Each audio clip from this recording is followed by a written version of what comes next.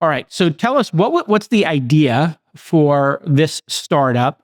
And then tell me about the event. Let's talk about the event. Oh yeah.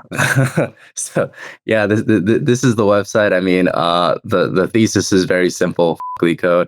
LeetCode style technical interviews have been around for something like 20 years. I don't know a single developer that likes them. And I myself went through the gauntlet. I did about like 600 questions, which is definitely like I say probably a standard deviation or two above the average. But I'm a bit of a perfectionist, so I felt like I had to get it right. But it was just not a fun time. I love programming when I started because it's exciting to build things. This doesn't really teach you how to build things at all. It's just like a massive waste of time. So I thought, what is the most viral stunt I can do to get rid of this? Because of course you need to be famous on Twitter if you want to be a founder. And also, so you have to get the audience first. So explain to people what these coding tests are and why they exist in your mind. Yeah, I'll sit you down. Imagine you're like an 18-year-old freshman at the University of Minnesota, and I'm some big bad Amazon exec, and I'll ask you, hey, can you find me all the inverse palindromic subsequences of even length while doing a handstand and 10 jumping jacks? Yeah. And essentially, it'll ask you some insane riddle-esque question that, like really, even if you were Albert Einstein, you wouldn't be able to solve this. So the challenge here is, have you seen this problem before? Solved it, memorized the solution, and can you regurgitate the memorized solution without acting like you've seen the problem before? And that's the challenge. Got it. So it's a bit performative in your mind because, like it's not actually testing how hard you work, your grit, well, how good of a teammate you'll be, and what maybe it should be. It's just testing on your feet. Have you seen the question before? Kind of like the SATs in some ways, right? Like, have you seen these SAT questions before? Similar. Yeah. Very similar. My mom does an SAT preparatory academy, so I'm very aware. So tell me about Interview Coder itself and how you built it and then actually used it to go through the Amazon process. And what was the screen we showed before, just so we can explain it to That was Roy's LeetCode profile, showing off all of his work in LeetCode. LeetCode is a place where people go and do these tests, like just so we explain it to the audience. Yeah. It's like an agglomeration of all the problems that you might encounter. You can like go through the problems and you can train yourself. It's like a little training camp for technical interviews. So this is like Kaplan SAT prep in a way. Exactly. In a website. You got it. It's an independent company, right? It's not an open source project. Yeah, independent company. It's an independent company. I guess you pay for it. They got a premium version or something. That's how they make money? Or? Yeah. Okay. So, show us what you did and how you hacked the system, as it were.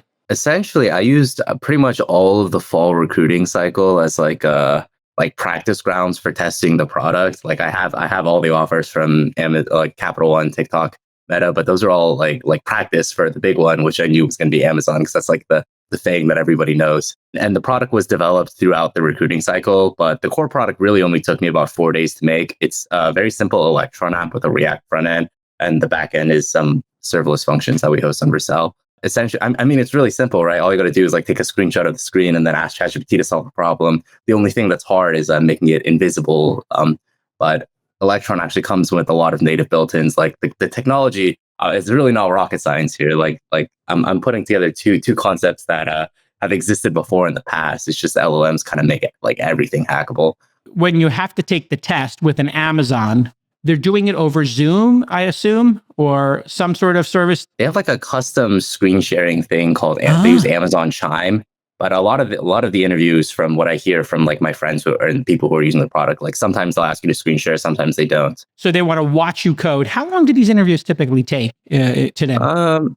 The interview might be somewhere like 45 minutes to an hour, but they shave off 15 minutes for just talking time. Got it. So you got a half hour of practically writing code in front of them, answering their questions, showing that you're qualified for the job. And how long does it take to get one of these, for the average person right now? Because we've heard about static team size. They're not hiring a lot of people. People think, well, my developers are getting 20, 30% faster every year. So why would I hire more developers? I can just cut the weak ones and make the best ones 20% stronger. So what's it like out there on the streets trying to get a developer job? Yeah, I mean, hiring market. Well, to be honest, I've heard that the hiring market is brutal, but like I'm a sophomore. I don't really know what it was like 2 years ago. So I really couldn't tell you, but I've just heard brutal that it's is what hard. You hear. Yeah, that tracks. Yeah. Very few jobs. So it's getting, they can demand more of everybody applying is a simple way to say it. So in the old days, if you had 4 or 5 job offers, getting people to go on for 2 or 3 hours and do 2 or 3 interviews and code so much, maybe they wouldn't do it because they got a job offer so quick. Yeah, yeah.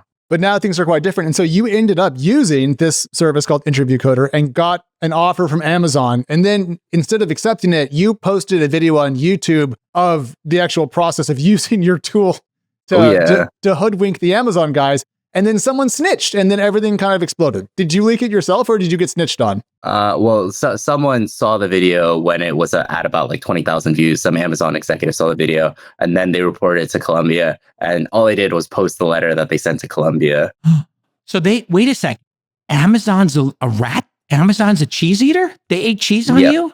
They ratted you out to the university. That's exactly what happened.